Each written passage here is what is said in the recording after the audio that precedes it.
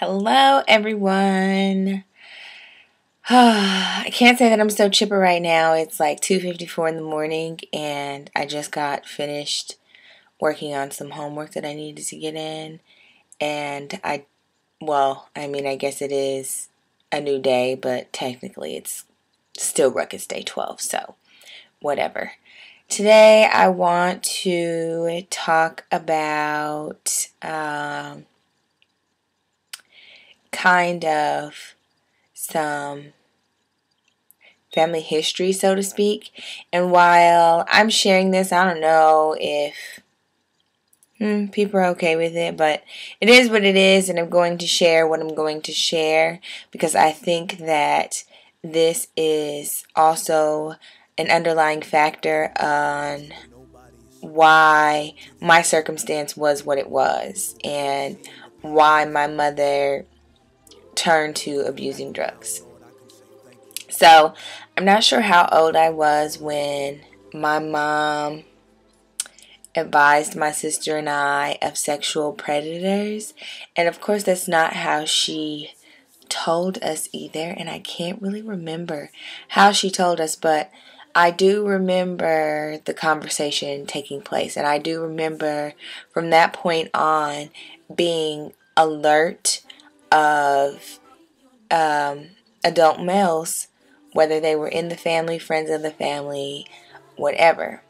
And so now that I'm older, I think my mom has talked more about it and given me more details, so I remember more than I did when I was really little, because I didn't remember how old my mother was when she was sexually assaulted. But now I know she was only 7. And last term in my grad school program, I did some research on sexual abuse and incest and rape. And statistics show that there are clearly tons of developmental issues that could come about from a child being sexually abused before the age of 12. But there are also very strong correlations between children who were sexually assaulted before the age of 12 and their reluctance to come out and share that it happened or tell someone that it happened. So it's a matter of years on top of years on top of years where they're holding this in. My mother, it happened to her when she was 7, and she said that she didn't tell my grandmother because she didn't think that my grandmother would believe her. And who knows if my grandmother would have believed her or not, because she didn't tell. So no one can make judgment on that. But I'm sharing this because I don't want it to seem like in my ruckus I am not considering where my mother is coming from, or rather understanding where she's coming from. It's not something that I understood when I was younger, so much how something so atrocious could affect you long term. But also in my understanding what happened to my mother, it doesn't take away the fact that her not being there left me feeling the way it left me feeling. I am just giving her validation in her own struggles.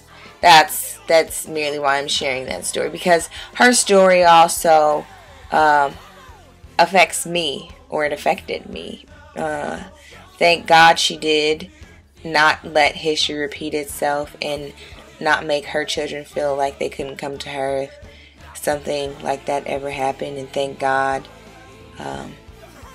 the opportunity never presented itself for any such thing to happen. Praise the Lord.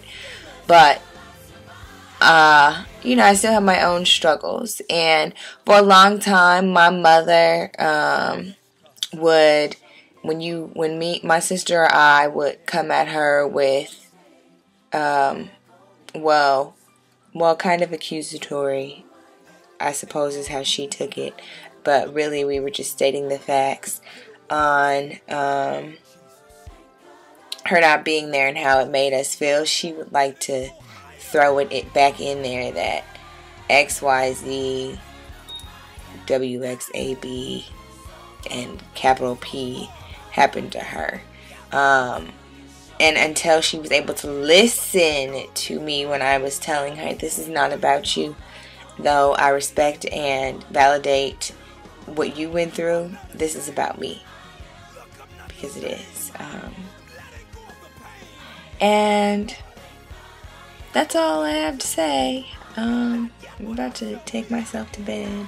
And stay tuned for RUHCUS Day 13.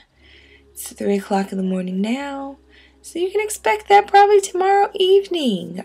Because it's 3 o'clock in the morning, which probably means I'm going to sleep for 9 hours. I won't be up till 12. And have a wonderful, wonderful morning. If you're tuning in via YouTube, don't forget you can check out my blog, Peach Pit Pieces, which is located at peachpitpropaganda.tumblr.com. Please follow me on Twitter at P_CU3ED, P cubed. And God bless. I will talk to you all tomorrow.